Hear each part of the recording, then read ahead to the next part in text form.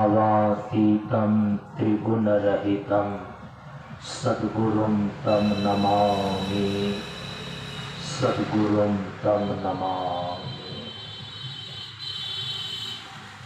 श्री गुरु चरण स्पर्श अनुभूति। ज्ञान मार्ग सत्संग के सानिध्य में उपस्थित श्रद्धालु सत्संग प्रेमियों, ज्ञान बढ़े गुणवान के संगत, ध्यान बढ़े तपस्वी संग की नाव, बुद्धि विवेक विचार बढ़े संत सन्यासी सुसज्जन की नाव। इसलिए ज्ञानी वेद है ज्ञान से, व्याधा वेद है तीर, सद्गुरु वेद है शब्द से, भींगे सकल शरीर। प्रेमियों, हम सभी लोग प्रशांत योगाश्रम पंडारक मंच पर श्री सीता नवमी के शुभ अवसर पर आयोजित 7 दिवसीय सत्संग कार्यक्रम के आज छठे दिन के सत्संग में उपस्थित हैं। समय काफ़ी आगे बढ़ गया है, 6:15 बज चुके हैं। मंच की घोषणा के अनुसार से 3 बजे से लेकर 5:30 बजे तक ही सत्संग का कार्यक्रम होता है, लेकिन अंतिम 2 दिन पूर्णाहुति के दिन बहुत सारे लोगों को अपने भाव और विचार रखने होते हैं। उसमें से समय का थोड़ा इधर उधर हो जाना, बढ़ जाना स्वाभाविक है, लेकिन बाहर से कुछ लोगों को यहाँ पर आना पड़ता है, तो फिर संध्या होने पर लौटने में उनको परेशानी होती है। हम सभी लोग इस बार के इस सत्संग सत्र में जीवन के 4 पुरुषार्थ अर्थ, धर्म, काम और मोक्ष पर विचार कर रहे हैं। इस पर अंतिम विचार विस्तार से तो कल के सत्संग में आप सभी लोगों के समक्ष रखेंगे। अभी केवल 10-15 मिनट इस पर हम अपने विचार को रखने जा रहे हैं। आप सभी लोगों ने इस संदर्भ में जो लोग निरंतर सत्संग प्रवचन में उपस्थित होते रहे, सम्मिलित होते रहे, उन्होंने श्रवण किया कि हमारे सनातन धर्म के शास्त्रों में और संत महापुरुषों के द्वारा जीवन के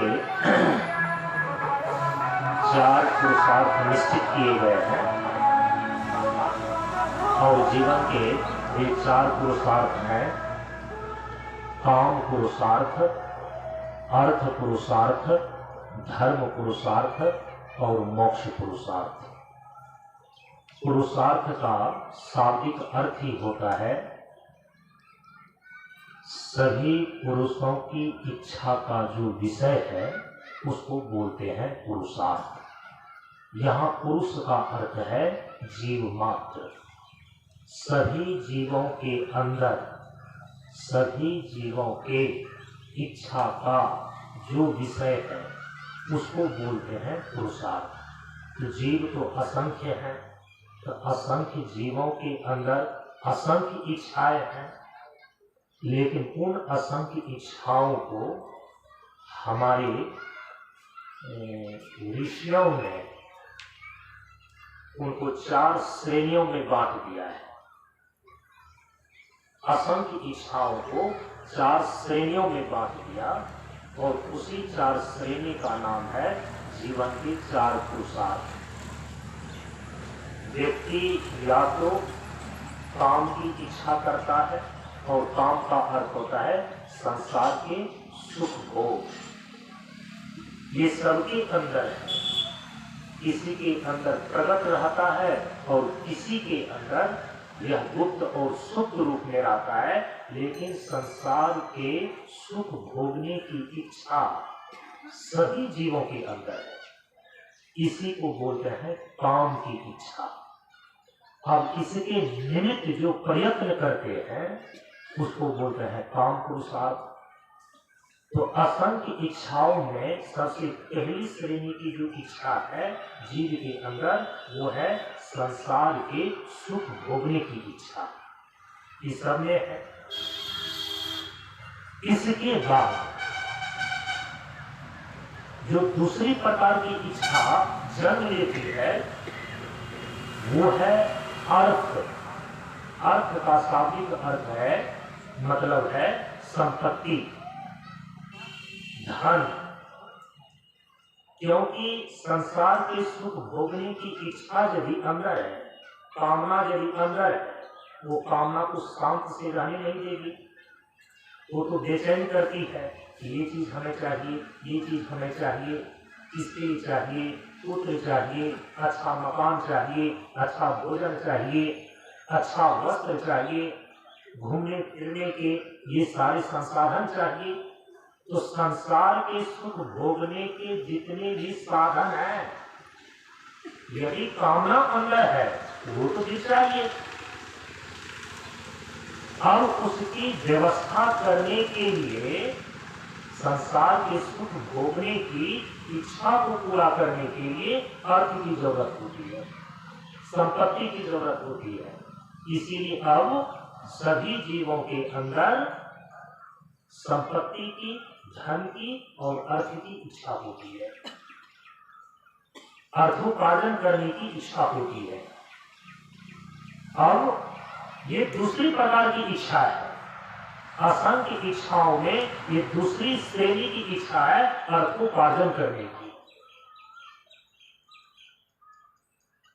साधन सुविधा को जुटाने की, व्यवस्था करने की। इसके बाद जो तीसरे प्रकार की इच्छा है, तीसरी श्रेणी की जो इच्छा है, उसको बोलते हैं धर्म की इच्छा। और धर्म है एक प्रकार का अनुशासन, धर्म है एक प्रकार का नीति और नियम। क्योंकि असंख्य जीव है और असंख्य जीव अपने जीवन में अपने को सुखी करने के लिए, सुख सुविधा से संपन्न करने के लिए जो अर्थ का उपार्जन कर रहा है, सब में होड़ लगा हुआ है। यदि एक नीति नियम नहीं होगा तो सभी के सभी जीव आपस में इस प्रकार से लड़ भिड़ करके आपस में ही मर मिटेंगे, तो जीवन ही फिर आगे नहीं जी सकेगा। इसीलिए राजनीतिक स्तर पर भी कुछ नियम कानून बनाए गए। यदि तुम नौकरी के द्वारा या कृषि के द्वारा या व्यापार के द्वारा यदि अर्थ का उपार्जन करते हो, धन का उपार्जन करते हो, तो तुम्हें इतना टैक्स देना पड़ेगा। और इसी प्रकार से ही तुम्हें संपत्ति अर्जन करना पड़ेगा। और आय से अधिक यदि संपत्ति का अर्जन कर लेते हो और यदि ये पकड़ में आ गया तो फिर ये सरकार भी उस व्यक्ति को जिंदगी भर सलाखों के पीछे कर देती है। अर्थ का उपार्जन करने का भी एक निश्चित नियम निर्धारित किया गया है और हमारे शास्त्रों में उसी नियत कामोपभोग और अर्थोपार्जन करने की जो निश्चित विधा है, अनुशासन है, शास्त्र की भाषा में उसी को बोलते हैं धर्म का अनुशासन। इसके बाद धर्म की इच्छा, धर्म का पालन, जो नीति निर्धारण है उसका निर्वहन करके ही कोई व्यक्ति अपने जीवन में लंबे समय तक जीवन को जी सकता है, समाज के बीच अपने को स्थापित कर सकता है। इसके बाद सबसे अंतिम जो इच्छा का विषय है वो है मोक्ष की इच्छा। ये मोक्ष की इच्छा सबके अंदर व्यक्तिगत स्वतंत्रता के रूप में एक पशु पक्षी भी एक पिंजरे में बंद करके नहीं रहना चाहता। जन्म सिद्ध अधिकार है जो बाल गंगाधर तिलक ने कहा कि स्वाधीनता आजादी हमारा जन्म सिद्ध अधिकार है और इसको लेकर के रहेंगे। स्वतंत्रता कोई भी जीव पसंद नहीं करता, वो स्वाधीन रहना चाहता है, स्वतंत्र रहना चाहता है। हम पंछी उन्मुक्त गगन के पिंजर बंद न गा पाएंगे, कनक तीलियों से टकराकर पुलकित पंख टूट जाएंगे। हम बहता जल पीने वाले मर जाएंगे भूखे प्यासे। एक पक्षी भी अपने अंदर स्वतंत्र रहने की इच्छा रखता है कि हम स्वच्छंद आकाश में विचरण करें। वो सोने के पिंजरे में रहना पसंद नहीं करता, क्योंकि जीव का जो स्वाभाविक और पारमार्थिक स्वरूप है,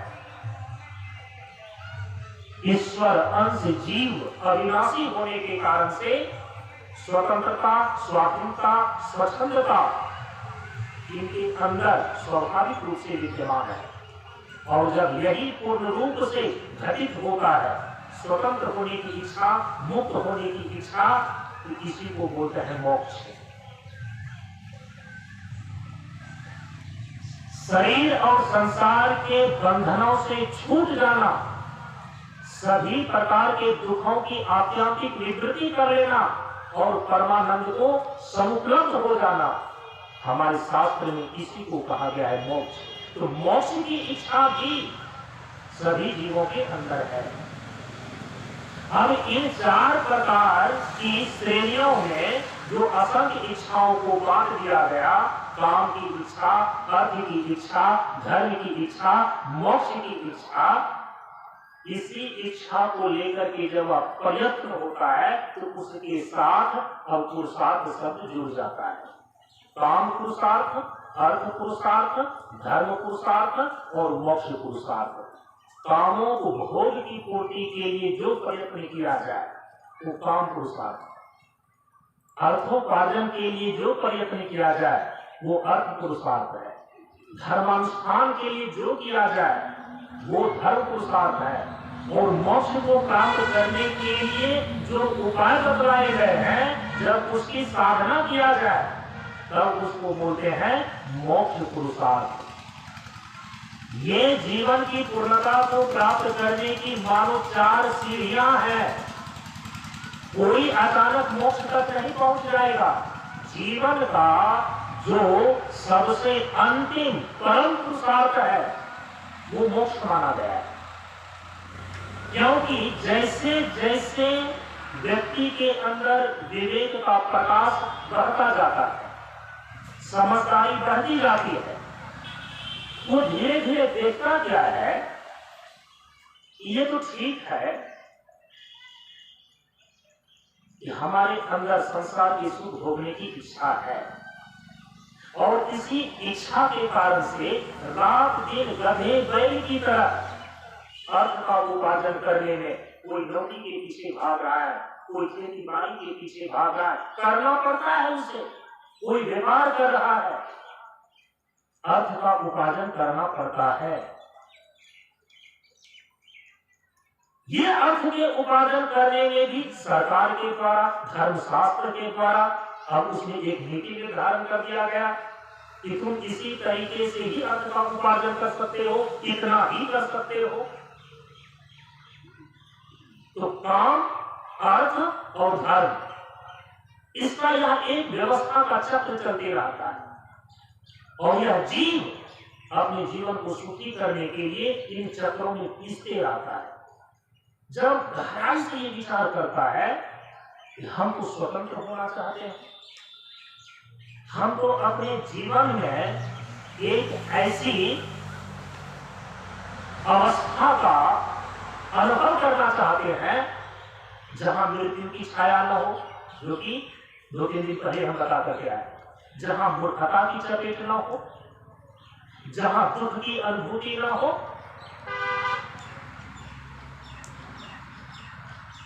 अर्थोपार्जन करते हुए, कामों को भोग करते हुए, धर्म का अनुशासन मानते हुए भी एक विवेकवान और विचारवान व्यक्ति ये देखता है कि मानो यह एक व्यवस्था का ऐसा चक्र है, न चाहते हुए भी हमें इसमें घूमना पड़ता है।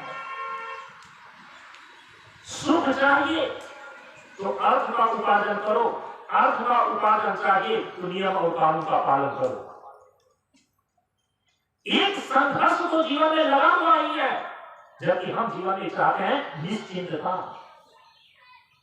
पूर्ण निश्चिंतता, जहां जीवन की सारी समस्याओं का अंतिम समाधान मिल जाए। हम चाहते हैं ये जीव की नैसर्गिक इच्छा है ये, अर्थात मोक्ष,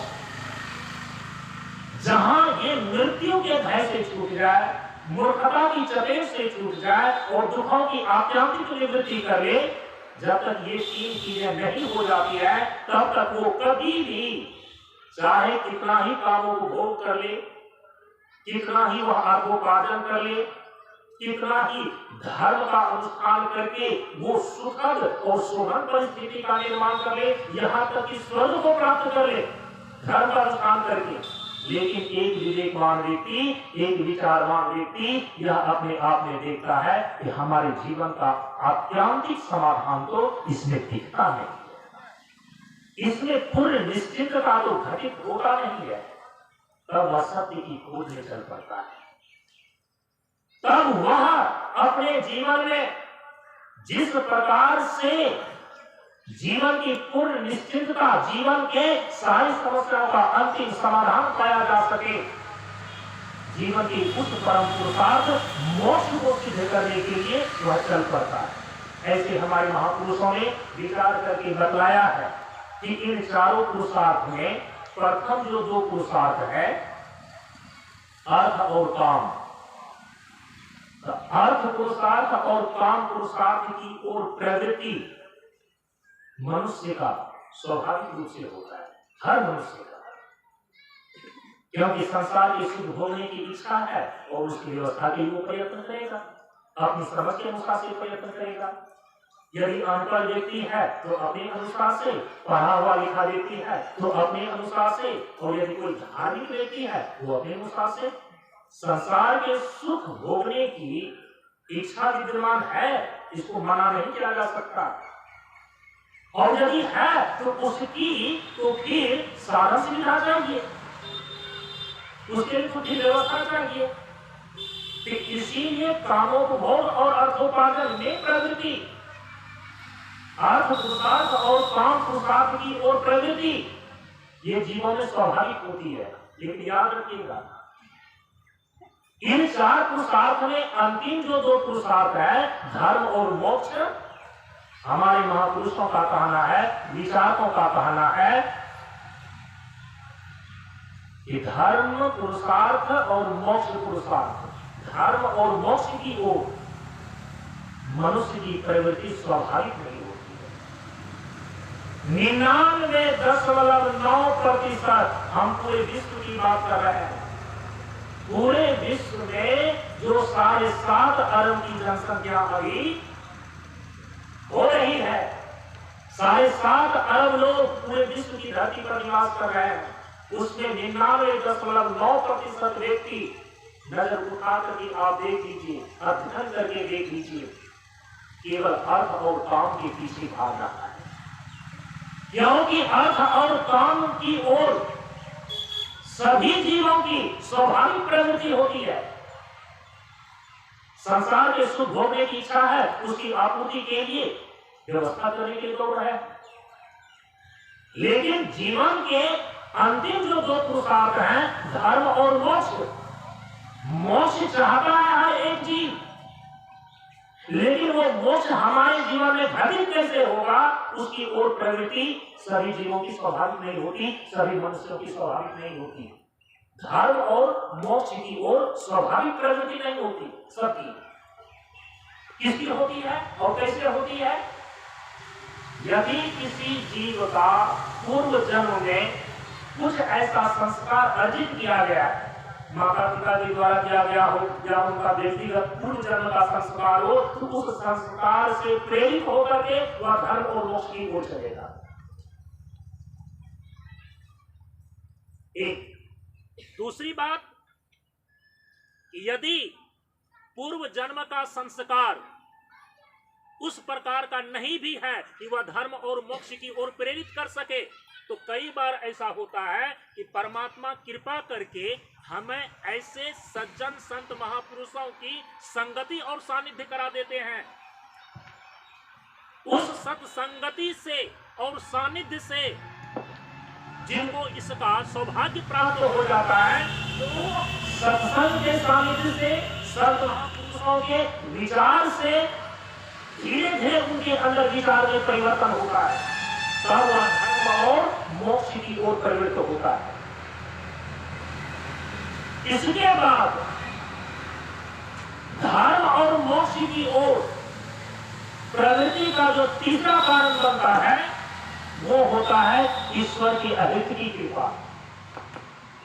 कभी कभी किसी किसी जीवों पर जब ईश्वर की अहित की कृपा हो जाती है ना, मानो कि जैसे एक कीड़ा पानी के भंवर में वो गोता खा रहा था और कोई आदमी अचानक उसको हाथ में लेकर के बाहर निकाल दे, उसी प्रकार से कई बार ऐसी घटना घटित होता है कई मनुष्यों के जीवन में कि कुछ ऐसा संयोग सधता है, कुछ ऐसी दैवी कृपा होती है, उनके जीवन में अचानक परिवर्तन आ जाता है, जीवन में क्रांति आ जाती है और वह धर्म और मोक्ष की ओर प्रवृत्त हो जाता है। अचानक तीन कारणों से, तीन हेतुओं से धर्म और मोक्ष की ओर मनुष्य की प्रवृत्ति होती है। अन्यथा सारे के सारे जीवों की, सारे के सारे मनुष्यों की प्रवृत्ति तो केवल अर्थ और काम की ओर होता है। संसार के जितने विषय हैं उसको भोग करने में प्रवृत्ति है स्वाभाविक, और भोग की प्रवृत्ति को पूरा करने के लिए जो साधन सुविधा चाहिए उसका उत्पादन करने में उसकी प्रवृत्ति है। अब यदि ऐसा ही है तो हमारे संत महापुरुष कहते हैं कि इस सच्चाई को स्वीकार करो और इसको ठीक ढंग से व्यवस्थित करो, क्योंकि ये तुम्हारे जीवन के पुरुषार्थ हैं, और यदि इसको ठीक ढंग से तुम व्यवस्थित नहीं कर सका ना, इन दो सीढ़ियों को ठीक ढंग से यदि तुम पार नहीं कर सका ना, धर्म और मोक्ष में प्रवेश ही नहीं कर पाओगे। जीवन के जो पूर्णता प्राप्त करने की यात्रा में अर्थ और धर्म के, अर्थ और काम के बाद जो धर्म और मोक्ष की सीढ़ियां हैं, इस पर तुम चढ़ ही नहीं सकोगे। इसलिए हमारे वैदिक ऋषियों ने समाज में और व्यक्तियों के जीवन के लिए एक ऐसी व्यवस्था बनाई, यदि ये सच्चाई है कि तुम्हें संसार के सुख भोग चाहिए और उसके लिए तुम प्रयुक्त भी हो रहे हो, तो उसको कायदे से करो। इसीलिए अर्थ और काम जिसकी ओर 99.9% मनुष्य और जीवों की प्रवृत्ति है, इसको ठीक ढंग से समझ लेनी चाहिए। भगवान श्री कृष्ण ने स्वयं गीता में अर्जुन को समझाया है, ऐ अर्जुन, जीवन की जो ये प्राथमिक धरातल पर घटने वाली ये घटनाएं हैं, इसे तुम आंख नहीं मूंद सकते हो। एक आलसी व्यक्ति, एक अकर्मण्य व्यक्ति, एक निकम्मा व्यक्ति, ऐसा नहीं है उसके अंदर सुख को प्राप्त करने की इच्छा नहीं है, संसार के सुख को भोगने की इच्छा नहीं है। संसार के सुख भोगने की इच्छा एक निकम्मा व्यक्ति के अंदर भी है, एक अकर्मण्य व्यक्ति के भी अंदर है। और यदि वह अर्थोपार्जन नहीं करता है, वह अर्थ पुरुषार्थ नहीं करता है, तो व्यक्ति के जीवन में और समाज में इतनी बड़ी विसंगति होती है, वहीं से चोर, लुटेरा, डाकू आदि पैदा हो जाते हैं। यदि व्यक्ति अपने जीवन के इस प्राथमिक धरातल की सच्चाई को स्वीकार कर ले कि नहीं, संसार के सुख भोग करने की इच्छा है, तो हमें उसे कायदे से पूर्ति करना है, अपने परिश्रम से उसको लाना है। इसीलिए काम और अर्थ पुरुषार्थ को लेकर के हमारे महर्षियों ने जो व्यवस्थाएं निश्चित की है, उसको समझ करके उसके अनुसार से आप जीवन में इसको पूरा कर सकते हैं। भगवान श्री कृष्ण ने तो यहां पर कहा कि शरीर यात्रा अपि न प्रसिद्धेत अकर्मणः, जो अकर्मण्य व्यक्ति है जीवन में तो आगे बढ़ना, जीवन में बहुत और कुछ प्राप्त करना तो दूर की बात है। ये जीवन जीने के लिए जो शरीर की यात्रा है ना, कम से कम शरीर को जिंदा रखना, और शरीर को जिंदा रखने के लिए आपको रोटी चाहिए, कपड़ा चाहिए और मकान चाहिए। जीवन के हैं 3 निशान, रोटी, कपड़ा और मकान, भोजन, वस्त्र और आवास, ये सबको चाहिए। इसकी भी पूर्ति नहीं हो पाती है जो व्यक्ति अकर्मण्य होता है, जो व्यक्ति निकम्मा होता है, जो व्यक्ति आलसी होता है। भगवान कहते हैं शरीर यात्रा की 9 प्रसिद्ध है, शरीर यात्रा भी उनका प्रसिद्ध नहीं हो पाता है। माने शरीर की जो आवश्यकता की पूर्ति है वह भी अकर्मण्य व्यक्ति पूरा नहीं कर पाता है। जीवन में ऊंचा उठना और मोक्ष को प्राप्त करना तो दिल की बात हो जाती है उसके लिए। इसीलिए परम पूज्य गुरुदेव ने कहा है कि कर्महीनता की वेदी पर बदनसीबी की आग सुलगती है, और ऐसे पुरुषार्थहीन जीवन अंगूठी और ताबीज के बीच उलझती है। यदि आपके अंदर पुरुषार्थ का सामर्थ्य होना, आपके अंदर कर्म का सामर्थ्य होना, क्योंकि भगवान ने आपके अंदर कर्म करने की शक्ति दिया है। वो स्वामी तुलसीदास जी महाराज कहते हैं कि सकल पदार्थ यही जग माही, कर्महीन नर पावत नहीं। भाग्य की रेखा सुनिश्चित है अपनी कर्म गति पर। कर्मवाद से भाग्य को बदलो और विजय पाओ अपनी अवगति पर। कई बार कई व्यक्ति इन सारी बातों को अपने भीतर में हृदयंगम करके जब वह पुरुषार्थ करने के चलता है, जब वह अर्थ उपार्जन करने के चलता है, तो पिछले 3 दिन पहले मैं बता करके आया हूं, कई बार उनको महत्वाकांक्षा की पागल दौड़ सवार हो जाती है।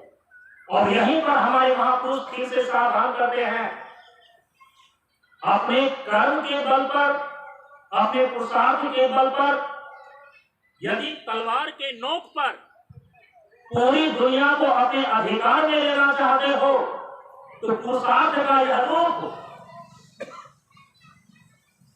हमारे सनातन धर्म की मान्यता में मान्य नहीं है।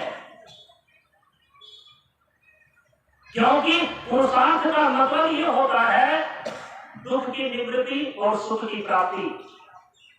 यदि दुख की निवृत्ति के लिए प्रयत्न किया जाए, सुख की प्राप्ति के लिए यदि प्रयत्न किया जाए, उसी प्रयत्न का नाम है पुरुषार्थ। और एक तरफ आप कर्मठ होकर के पुरुषार्थ का वह रूप अपने पागल महत्वाकांक्षा की दौड़ में खड़ा करते हैं कि मैं तलवार की नोक पर सारी दुनिया पर मैं अपना अधिकार जमाऊंगा। हमारे इतिहास में बहुत ऐसे बड़े बड़े योद्धा और लड़ाकू हो गए हैं, लेकिन सनातन धर्म में उसको बहुत बड़ा पुरुषार्थ ही नहीं माना गया है। पुरुषार्थ का आधार जरूर होना चाहिए सहनशीलता। सहनशीलता धरती की पहली बेटी थी सीता, जिसका मुंह बोला नाम पड़ा, वो तो चलता फिरता दर्द ही था, पुरुषार्थ ने उठकर जिसको राम कहा। कैसे संपत्ति का अर्जन करेंगे? पहले तो ध्यान में आपको ये रखना चाहिए, ये संपत्ति तो आपको चाहिए। सब कोई इस चीज को मानते हैं कि हमको तो अर्थ चाहिए। जहां की अर्थव्यवस्था ठीक नहीं है, जिस घर की अर्थव्यवस्था ठीक नहीं है, वो घर कभी विकास नहीं कर पाता। जिस राष्ट्र की अर्थव्यवस्था ठीक नहीं है, वो राष्ट्र कभी आगे नहीं बढ़ पाता। जब पूरे विश्व की अर्थव्यवस्था गड़बड़ाने लगती है ना, तो विश्व युद्ध की स्थिति आ जाती है। अर्थ तो चाहिए, लेकिन आज कई बार अर्थ के नाम पर जो आदमी अनर्थ कर रहा है, आपका शास्त्र कहता है कि हे मनुष्य, अर्थ तुम्हारे जीवन में जीवन का एक बहुत बड़ा मजबूत स्तंभ है जीवन विकास करने के लिए, लेकिन यही अर्थ हो सकता है कि तुम्हारे जीवन में अनर्थ कर दे, जबकि तुम अपने जीवन में इस अर्थ को अपने जीवन का सामर्थ्य बनाओ। अर्थ अनर्थ ना करे, बल्कि वह आपको समर्थ कर दे। उसके अर्थ पुरुषार्थ को समझना और कैसे अर्थ पुरुषार्थ करने के लिए हमारे ऋषि महर्षियों ने विधा निश्चित की है, उसको अपने जीवन में लागू करना आवश्यक है। अर्थव्यवस्था के नाम पर, संपत्ति अर्जन के नाम पर तलवार की नोक से लूटपाट करना, ये अर्थ पुरुषार्थ नहीं कहलाता है। दूसरे के धन को लूटना, ये अर्थ पुरुषार्थ नहीं कहलाता है। क्योंकि आपके मन में ऐसे ऐसे अर्थ का संचय करके अपूर्ण संपत्ति इकट्ठा करके भी मन में एक प्रकार का भय तो बना रहता है। न जाने कब सरकार की पकड़ में आएंगे, और यदि नहीं बच पाया तो जिंदगी भर के लिए सलाखी के पीछे रहना पड़ेगा। आप अपने जीवन को सुखी करने के लिए, संसार के सुख को भोगने के लिए जिस अतुल संपत्ति का आपने अर्जन किया, यदि गलत तरीके से कर लिया, वो आपको कभी भी शांति से जीने नहीं देगी। संपत्ति तो हो जाती है व्यक्ति को गलत तरीके से, लेकिन वह संपत्ति उसके जीवन में शांति नहीं आने देती। और आप चाहते हैं सुख के साथ साथ शांति। इसी विज्ञान को लेकर के कई बार ऐसा देखा जाता है कि अर्थव्यवस्था की एक छोटी सी स्थिति में, एक छोटे से दायरे में कोई व्यक्ति थोड़ी सी ही संपत्ति में इतना सुख शांति से जी लेता है, कोई संपत्ति का अंबार लगाने वाला भी दिन रात तरफ तरफ करके मर जाता है। इसलिए हमारे ऋषि महर्षि कहते हैं कि तुम्हारे जीवन का एक मजबूत स्तंभ है अर्थ की व्यवस्था। इसको ठीक ढंग से समझो और उसी के अनुसार से उपयोग में उसको लाओ। अभी आप अर्थ का मतलब क्या समझ रहे हैं? अर्थ का मतलब समझ रहे हैं केवल रुपया, यही सब कुछ समझ रहा है। और अर्थ का एक मतलब रुपया पैसा भी है, लेकिन आपके शास्त्र में अर्थ का मतलब केवल इतना ही नहीं है। संसार के जितने भी भोगी विषय हैं, अब मैं आपको शास्त्र की सीमा में अर्थ के स्वरूप को बदला रहा हूं। संसार के जितने भी भोगी वस्तु हैं, हमारे शास्त्र ने सबको अर्थ रूप माना है। चाहे वह पृथ्वी हो, पानी हो, प्रकाश हो, पृथ्वी, पानी, प्रकाश, आकाश, ये जितने भी प्रकार के विषय हैं, रूप, रस, गंध, स्पर्श, शब्द, ये सब अर्थ रूप है। अंग्रेजी में तो पृथ्वी को ही अर्थ बोलते हैं। इनके सच्चे स्वरूप को यदि आपको सम्यक रूप से ज्ञान प्राप्त करना हो ना, 4 वेद, ऋग्वेद, यजुर्वेद, सामवेद और अथर्ववेद। अथर्ववेद का एक उपभाग है स्थापत्य वेद और अर्थशास्त्र। ये जो अर्थ की व्यवस्था आपके जीवन में धर्म शास्त्रों के द्वारा सुनिश्चित की गई है कि कैसे संपत्ति का अर्जन करना चाहिए, कैसे संपत्ति का विनिमय करना चाहिए, संपत्ति हमारे जीवन में क्यों आवश्यक है, इन सारी चीजों का उल्लेख, इन सारी चीजों की व्यवस्था हमारे वेदों के अथर्ववेद में जो उनका उपभाग स्थापत्य वेद है, उसी के अंदर ये अर्थशास्त्र आता है। और आधुनिक में जो अर्थशास्त्र प्रचलित है हमारे भारतवर्ष में, वो तो कौटिल्य का अर्थशास्त्र है। तो हम अर्थ के पीछे, आज मैनेजमेंट के पीछे हम भाग रहे हैं, पढ़ाई भी कर रहे हैं, लेकिन कई बार ऐसा हो सकता है कि अथर्ववेद का जो अर्थशास्त्र है उसका ही परिज्ञान नहीं है। यदि उसका परिज्ञान नहीं होगा तो आपका यह अर्थ कई बार आपके जीवन में आपको समर्थ नहीं करके आपके जीवन में अनर्थ कर देगा। उसमें बताया गया है कि जब 27 प्रकार के अनर्थों से ये अर्थ को बचाया जाए तब वह अर्थ पुरुषार्थ है। क्योंकि 27 प्रकार के अनर्थों से जब अर्थ को बचाया जाए, संपत्ति को बचाया जाए, तब उसको हम अर्थ पुरुषार्थ बोलते हैं। इसीलिए इसका सम्यक परिज्ञान तो आपको मिलेगा अथर्ववेद से। अथर्ववेद का एक उपभाग है अर्थशास्त्र। उसी के आधार पर चाणक्य ने जिसको कि बाद में कहा गया कौटिल्य का अर्थशास्त्र ही हमारे भारतवर्ष में अभी सबसे ज्यादा प्रचलित है। और आप क्या समझते हैं कि जितना भी अर्थ मैनेजमेंट की पढ़ाई हो रही है, जितनी भी अर्थव्यवस्था अभी की जा रही है, तो क्या जो करने वाले हैं, जो अर्थशास्त्र को पढ़ाने वाले हैं, तो क्या उनको अर्थशास्त्र का परिज्ञान नहीं है? अर्थशास्त्र की बातों को अपने भीतर में हृदयंगम करके आधुनिक शिक्षा के आधार पर सारी मैनेजमेंट की व्यवस्था की गई है। समझ रहे हैं इस चीज को? लेकिन उसका मूल स्रोत, जो सोर्स है, वो भी ध्यान में रखना चाहिए कि हमारे जीवन में अर्थ पुरुषार्थ का मूल स्रोत कहाँ है? वो है अथर्ववेद का स्थापत्य में और कौटिल्य का अर्थशास्त्र, जो आधुनिक समय में भारत में प्रचलित है। महाभारत में भी ये बताया गया है कि अर्थ पुरुषार्थ को अनर्थ होने से, जब 27 प्रकार के अनर्थों से अर्थ को हम बचा लेते हैं, तब वो अर्थ पुरुषार्थ कहलाता है। अर्थ जो है केवल रुपया, पैसा, संपत्ति को ही अर्थ की संज्ञा नहीं दी गई है। संसार में जितने भी भोगी विषय है, जितने भी भोगी वस्तु है, हम उसको बोलते हैं अर्थ। भगवान शंकराचार्य जी कहते हैं कि संसार के जितने भोगी विषय हैं, उसकी संज्ञा है अर्थ।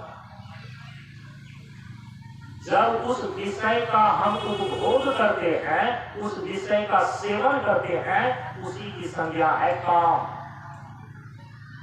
समस्त संसार के समस्त भोग की विषय, संसार के समस्त भोगी वस्तु, अर्थ की संज्ञा उसको मिलती है, उसी को अर्थ कहा जाता है। और जब उस विषय का हम सेवन करते हैं, उस विषय का उपभोग करते हैं, उसको भोगते हैं, उसी को कहा गया है काम। काम और अर्थ, इस दोनों के ही विषय के सेवन करने और उसके त्याग करने की विधा और अनुशासन का नाम ही धर्म है। विषय का नाम अर्थ है, विषय सेवन का नाम काम है। विषय के सेवन और त्याग करने के अनुशासन और विधा का नाम धर्म है। विषय से विविध होकर के आत्म स्थिति का नाम मोक्ष है। भगवान शंकराचार्य जी महाराज ने ऐसा बतलाया है। इसीलिए अर्थ का मतलब केवल रुपया पैसा नहीं है। अभी रुपया पैसा में आपके पास रुपया का स्वरूप क्या है? देखिए,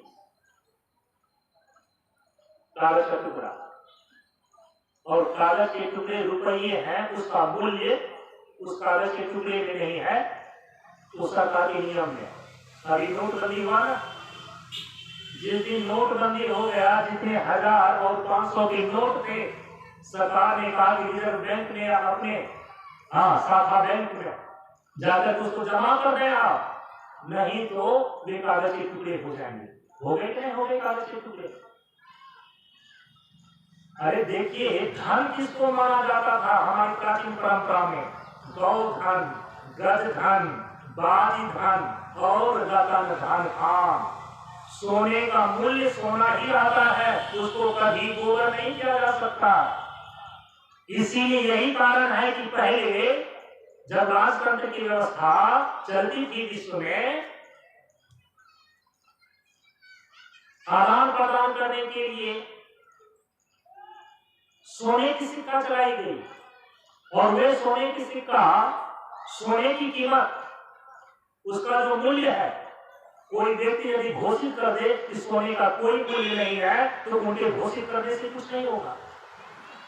क्योंकि सोना के अंदर जो स्वर्णत्व है, वो जो धातु है, वो प्रकृतिगत है। आपकी बुद्धि उसको नहीं बदल सकती। आप कहेंगे सोने का कोई मूल्य नहीं है, तो इसका कोई मूल्य नहीं होगा।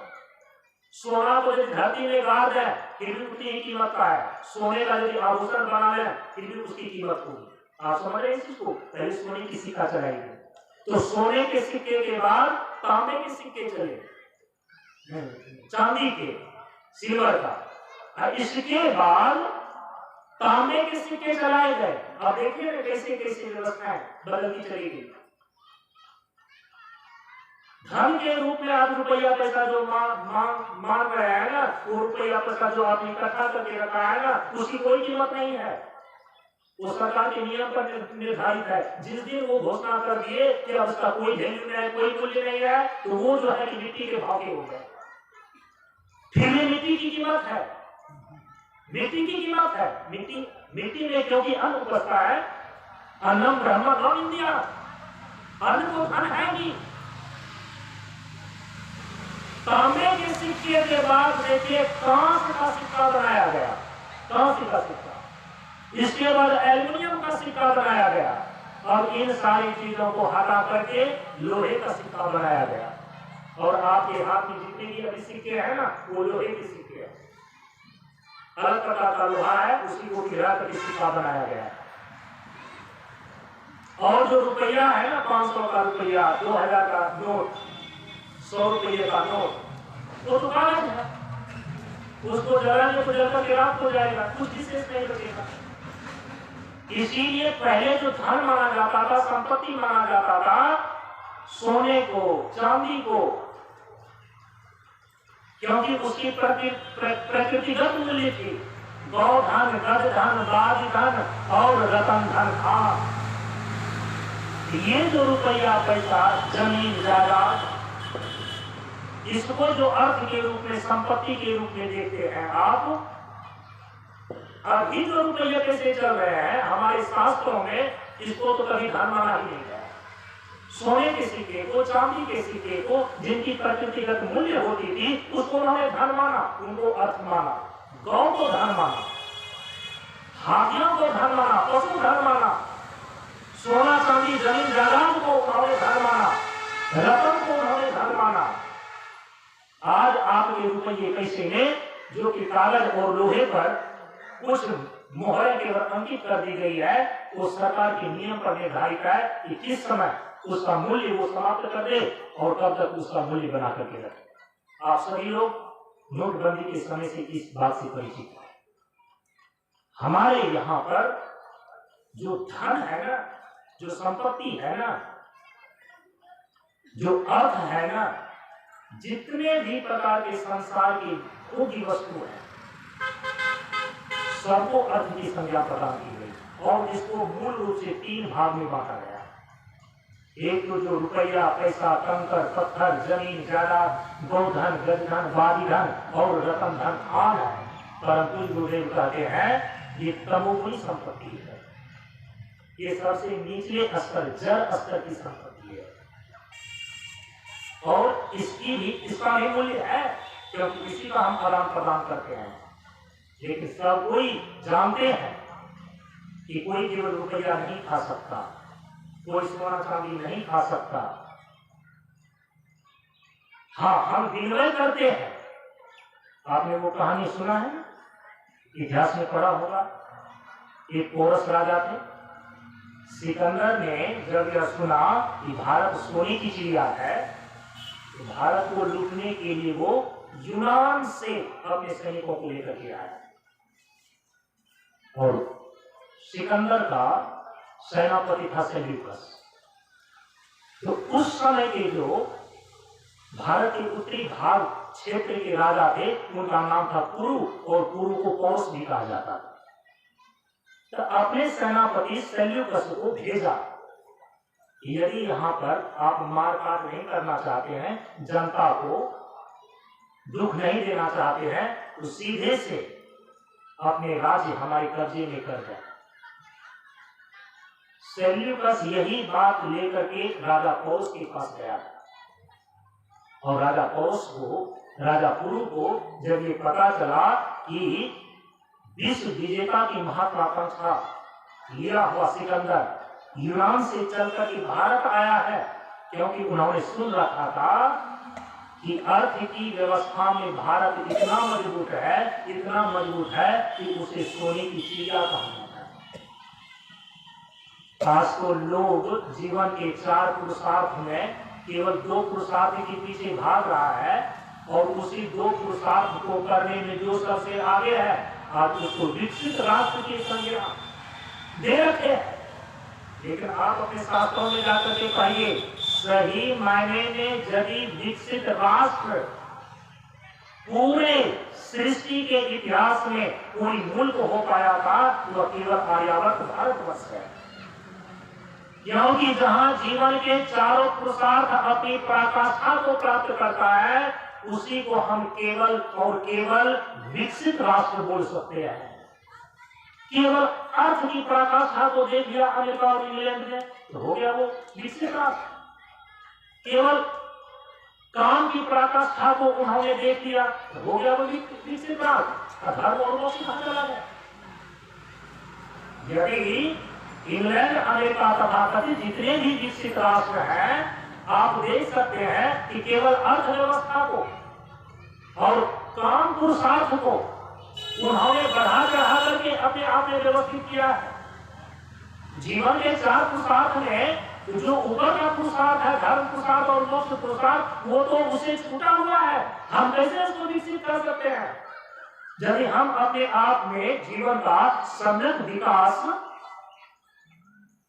को समझना चाहे इन्हीं 4 पुरुषार्थ को समझ सकते हैं। आप अतुल धन कमा करके इकट्ठा कर दिए, सारे सुख सुविधाएं वो भी आपके पास है, लेकिन धर्म और मोक्ष नाम की चीज ही नहीं है तो कैसा जीवन का विकास? वो अधूरा विकास है।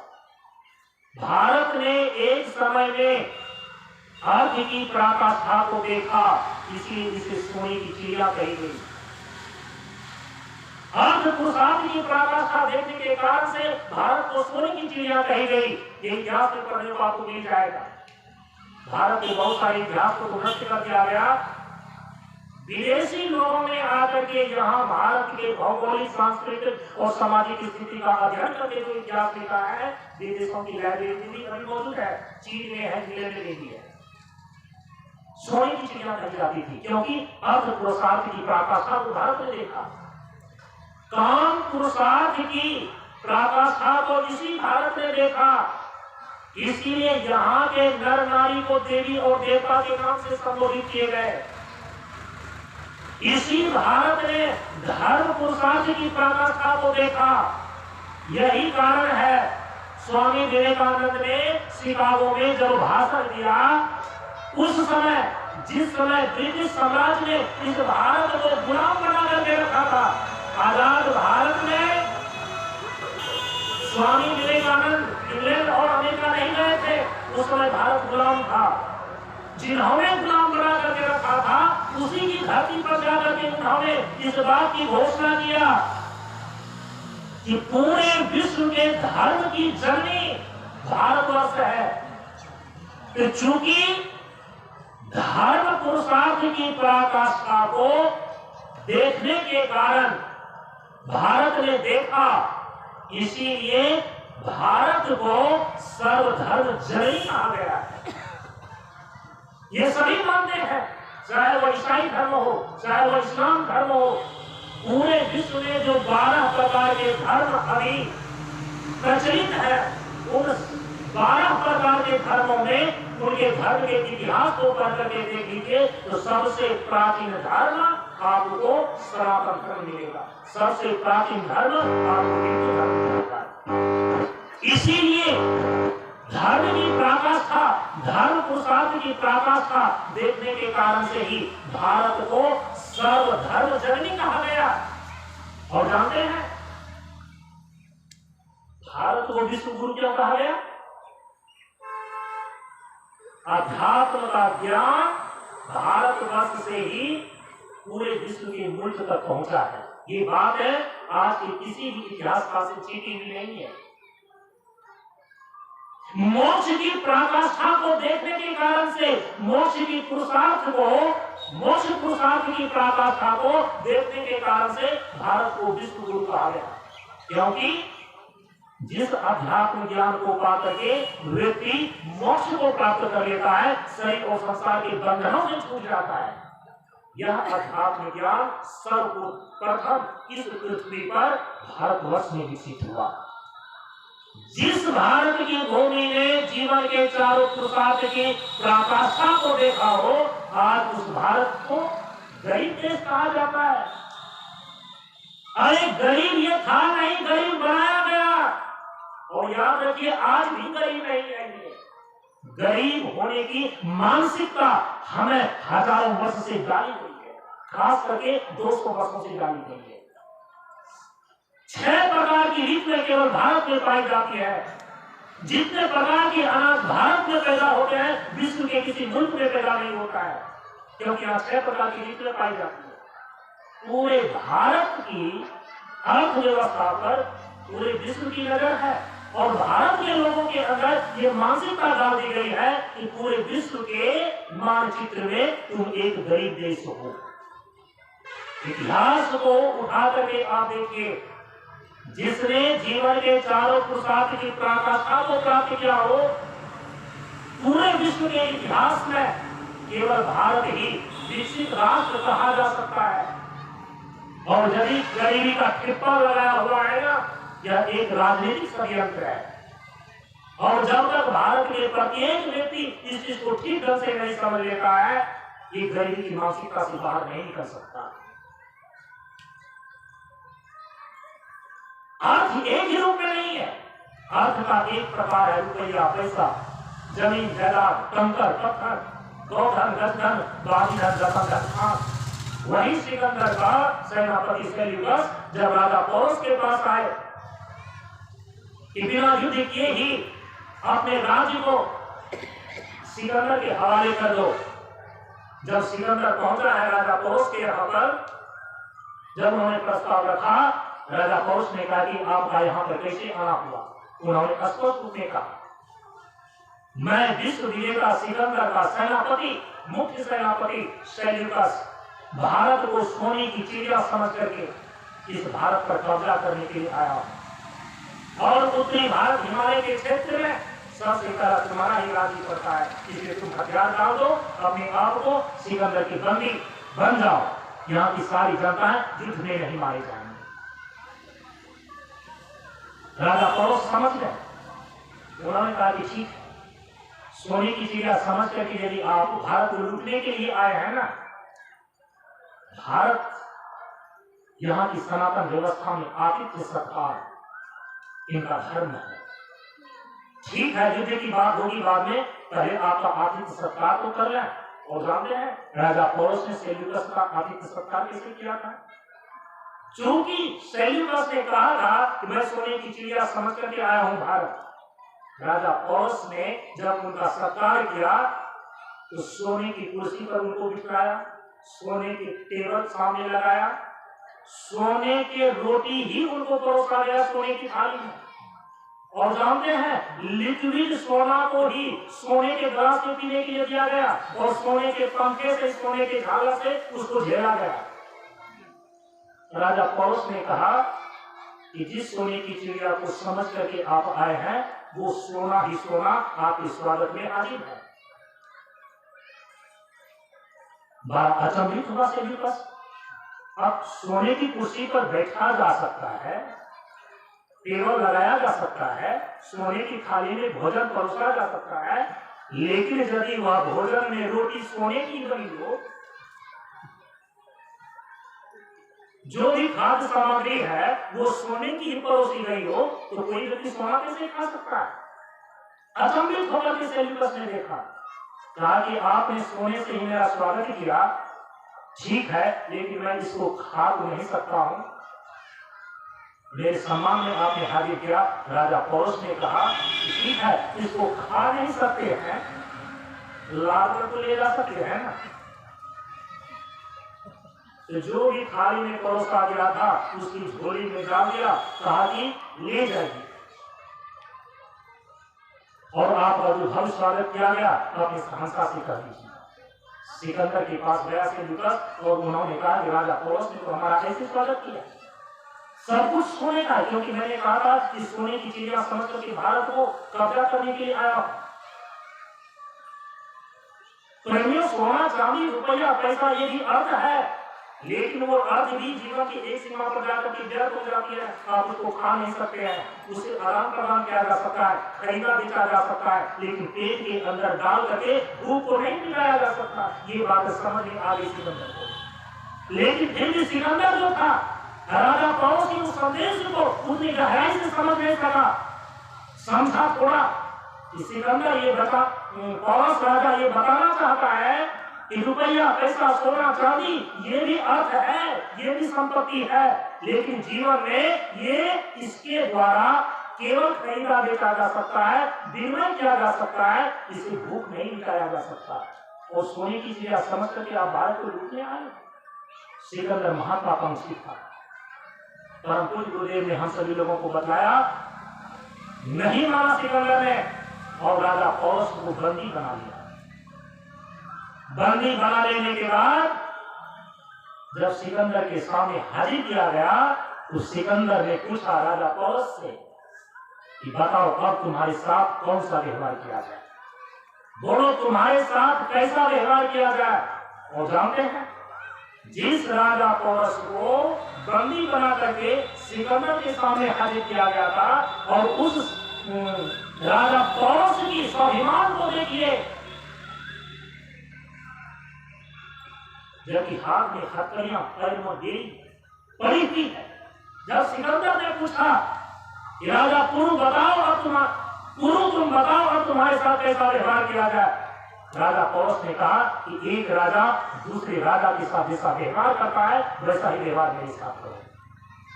सिकंदर अचंभित हो गया, अरे मैंने इसको बंदी बना लिया है, इनके शरीर में मैंने गेड़ी डाल दिया है, लेकिन इसके भीतर जो स्वाभिमान है इसको तो मैं कैद ही नहीं कर सका। सिकंदर बड़ी अनधन व्यक्ति था। इस स्वाभिमान और इस बहादुरी को देख करके इतिहास आप पढ़ेंगे, वहां आपको पढ़ने को मिलेगा, सिकंदर ने राजा पौलुस को जो बंदी बनाया हुआ था उनकी बेड़ियां खोल दिया, और जो उनके राज्य पर उन्होंने कब्जा किया था उसको छोड़ दिया।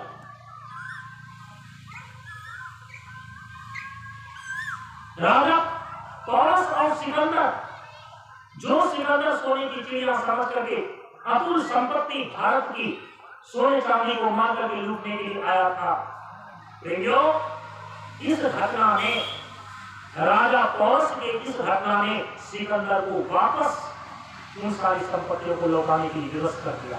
एक अर्थ की व्यवस्था में, एक अर्थ के रूप में रुपया, पैसा, सोना, चांदी, जमीन, जायदाद भी अर्थ मानी जाती है हमारे शास्त्रों में, लेकिन यह निचले स्तर का, प्रमुख स्तर का, जड़ स्तर की संपत्ति है। परम पूज्य गुरुदेव कहते हैं, जो इससे ऊपर स्तर की संपत्ति है, जिसके कारण से ये सारी संपत्तियां अर्जित की जाती है, वो रजोगुणी स्तर की संपत्ति है, शरीर, स्वास्थ्य और सुंदरता। दूसरी प्रकार की संपत्ति है शरीर, स्वास्थ्य और सुंदरता। जब ये तीनों चीजें आपके पास है ना, आप सारी प्रकार की संपत्तियां अर्जित कर लेंगे। आपने सुना होगा कि हेल्थ इज वेल्थ, स्वास्थ्य धन है, और यदि आपके पास शरीर ठीक नहीं है, स्वास्थ्य ठीक नहीं है, और यदि सुंदरता आपके पास नहीं है, कई बार आप अतुल संपत्ति का मालिक बन करके भी दुख भोगते हैं। इसीलिए अर्थ का मतलब केवल रुपया पैसा नहीं है, अर्थ का मतलब दूसरे प्रकार की संपत्ति, स्वास्थ्य, शरीर और सुंदरता भी है।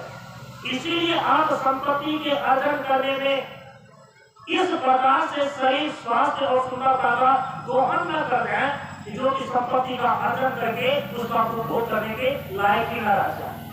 आपने सुना होगा, परम पूज्य गुरुदेव ने हम सभी लोगों को बताया कि एक युवक पढ़ लिख करके जब अपने को बेरोजगार समझ रहा था ना, देखा कि मैं कुछ नहीं कर पा रहा हूँ, वो आत्महत्या करने के लिए चला गया हिमालय। सोचा कि हिमालय में बहुत सारी पहाड़ियां और घाटियां होती है, वहीं से दूर करके जाओ देखूंगा। लेकिन हिमालय में तो बहुत सारे संत महात्मा पुरुष रहते हैं। गया था आत्महत्या करने के लिए, लेकिन एक महात्मा दिखाई दे दिए। महात्मा के पास जाकर के प्रणाम किया। महात्मा ने पूछा, युवक, तुम्हारे मस्तिष्क की रेखाएं उठी हुई है, और मुझे लगता है कि तुम भीतर से परेशान हो। क्या बात है? उस युवक ने कहा कि महाराज मैं अपने जीवन से निराश हो चुका हूँ, पढ़ लिख करके बैठा हूँ, कोई रोजगार नहीं है, और यदि कोई अर्थ नहीं है तो जीवन तो मेरा व्यर्थ जा रहा है। इसलिए मैं सोचता हूँ कि जीवन ही जब व्यर्थ है तो जी करके क्या करूंगा, मैं तो आत्महत्या करने के लिए आया हूँ। महात्मा जी ने कहा कि इनको स्वयं के पास कितनी बड़ी संपत्ति है इसी का बोध नहीं है, पहले इसका बोध करा दूं। उसने कहा कि तुम्हारे पास यही लगा है कि मेरे पास कुछ भी नहीं है, जीवन ही व्यर्थ है अर्थ के बिना। उस महात्मा जी ने कहा कि देखो थोड़ा सा ठहरो,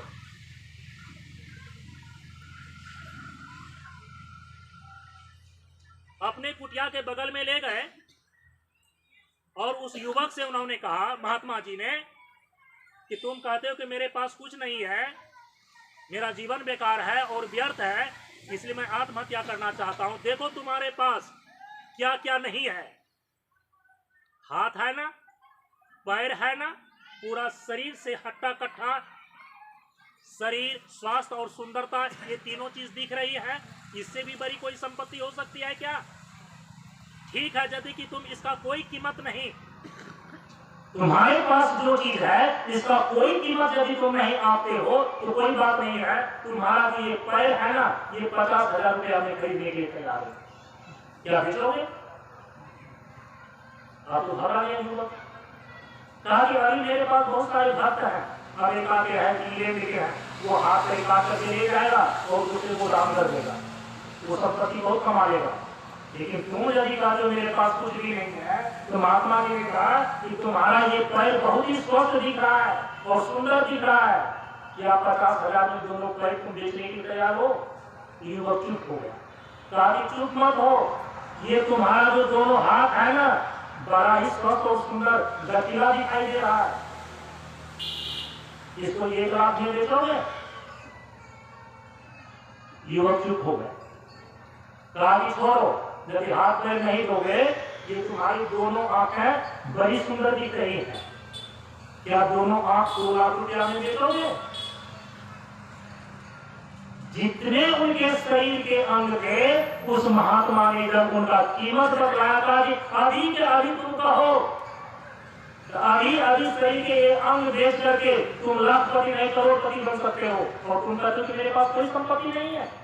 अरे जिनके पास शरीर है, स्वास्थ्य है, सुंदरता है, वो तो करोड़ों का मालिक है, केवल तुम उसका उपयोग करने के लिए जानो। और जानते हैं, जब इस चीज का बोध कराया गया कि तुम्हारे पास यदि शरीर, स्वास्थ्य और सुंदरता है, तुम करोड़पति हो, लाखपति नहीं, तुम करोड़पति हो, केवल तुम इसका उपयोग करो। कहा जाता है वह युवक जब उस महात्मा से प्रेरणा लेकर के लौटा और जब अपने शरीर के सारी इंद्रियों का उपयोग किया, कालांतर में जाकर के टाटा बिरला बन गए हो। वही टाटा बिरला है जो कि पूरे भारत में इतनी बड़ी कंपनी आज चला रहे हैं, उनके जीवन की ये कहानी है। इसलिए शरीर, स्वास्थ्य और संपत्ति, शरीर, स्वास्थ्य और सुंदरता, ये जड़ संपत्ति से अधिक मूल्यवान संपत्ति है, ये आपको समझना पड़ेगा।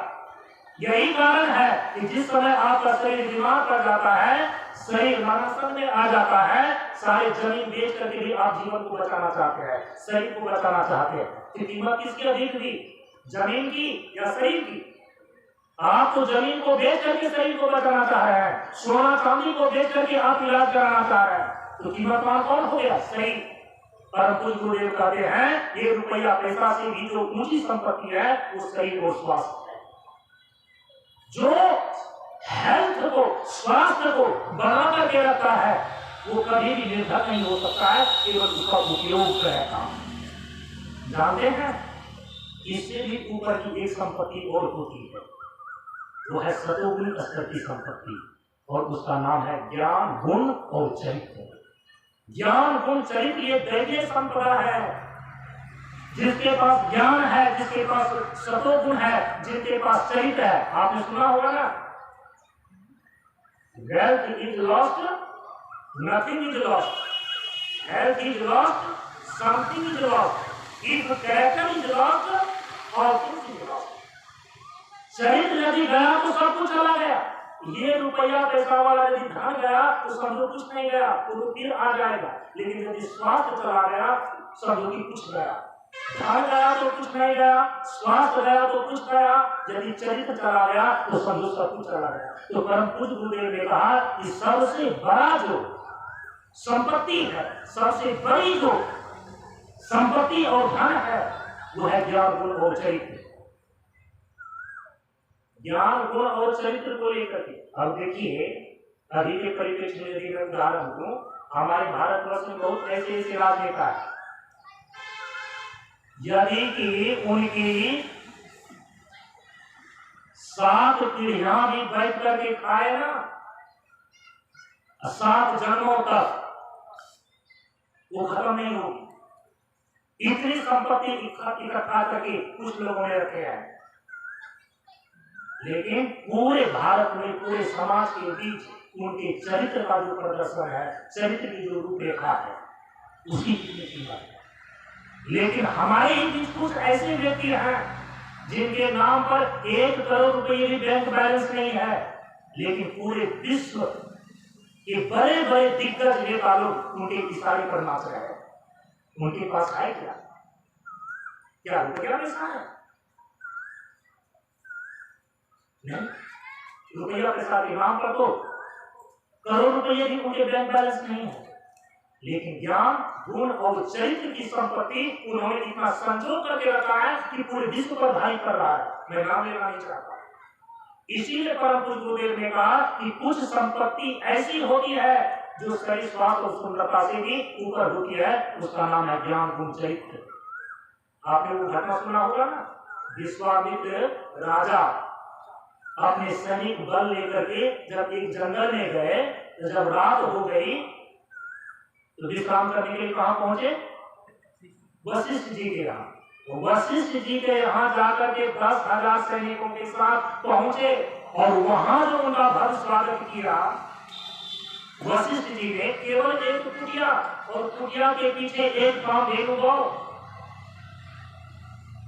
गुरु वशिष्ठ की पत्नी अरुंधति केवल 1 घंटे के अंदर 10,000 सैनिकों को खाने पीने की ऐसी व्यवस्था कर दी जो विश्वामित्र को राजभवन में सुलभ नहीं था।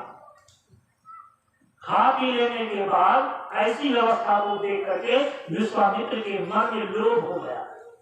उन्होंने कहा कि ये तो बाहर से एक कुटिया बनी हुई दिखती है, लेकिन कौन सी इसके पास ऐसी संपत्ति है गुरु वशिष्ठ के पास कि 1 घंटे के अंदर 10,000 सैनिकों के खाने पीने की व्यवस्था कर दी है।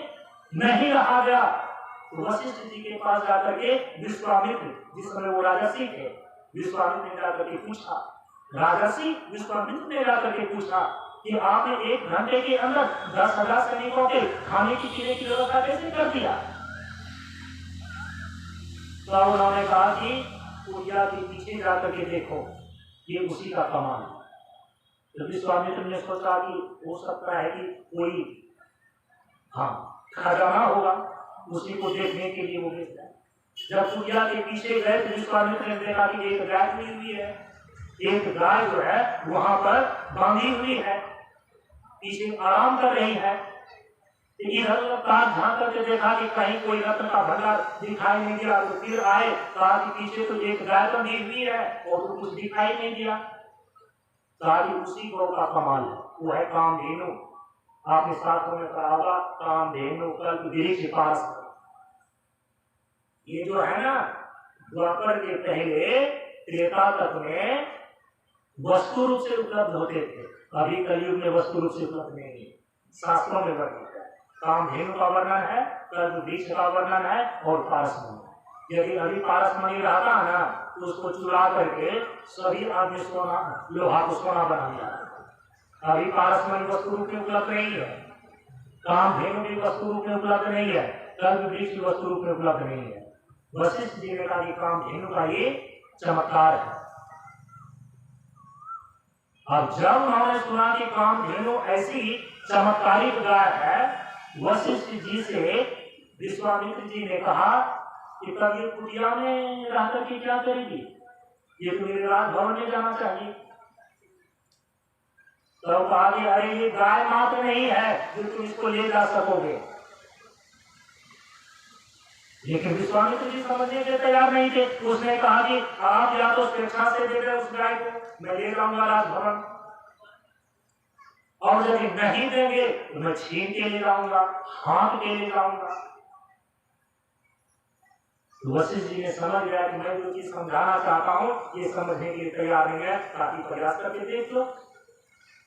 विश्वामित्र गए और कामधेनु को ले जाना ज्यों ही चाहा तो कातर दृष्टि से कामधेनु ने वशिष्ठ जी को देखा और वशिष्ठ जी ने आंखों आंखों में इशारा कर दिया कि मैंने तुमको दान नहीं किया है, वो जबरदस्ती तुमको ले जा रहे हैं, इसलिए अपना कुछ चमत्कार दिखाओ। केवल खान पान भोजन की व्यवस्था जो तुमने कर दी है ये खा करके भी इतने कृतज्ञ हो गए और तुमको जबरदस्ती बांध करके ले जाना चाहते हैं। अपना प्रभाव दिखाओ, अपना ऐश्वर्य दिखाओ। और कहा जाता है कि कामधेनु ने जब विश्वामित्र और उनके सैनिकों को कामधेनु कई रूप में होकर के 10,000 सैनिकों को खदेड़ते उस जंगल से बाहर कर दिया।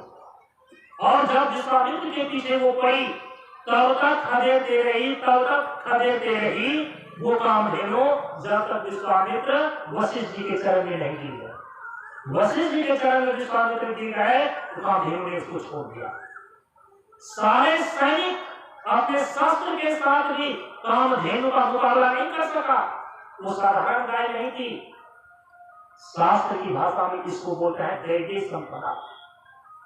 ब्रह्मज्ञानी वशिष्ठ के पास वो कामधेनु योगन शक्ति थी, योग का सामर्थ्य था, जो कि गौ रूप में दिखती थी।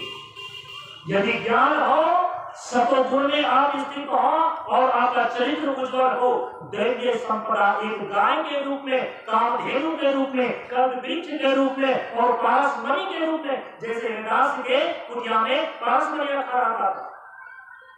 ये संत ऋषियों के पास योग सामर्थ्य के रूप में निवास करते हैं। ये सबसे बड़ी संपत्ति है। हमारे यहाँ पर संपत्ति केवल रुपया पैसा को नहीं माना गया है।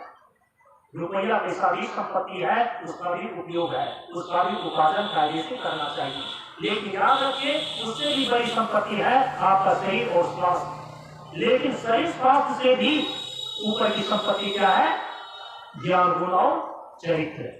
अब ये जो रुपया पैसा का मामला है, हम इसको कैसे उपार्जन करते हैं, किन किन स्रोतों से इसको उपार्जित करने के लिए हमारे शास्त्र में बतलाया गया है और किस प्रकार से इस अर्थ का विनिमय करें अपने परिवार और जीवन में, जो कि हम एक अर्थ पुरुषार्थ करके अपने जीवन को सुखी कर सकते हैं। इस पर विचार हम कल के सत्संग में देंगे। इन्हीं शब्दों के साथ आज अपनी वाणी को विराम देता हूँ।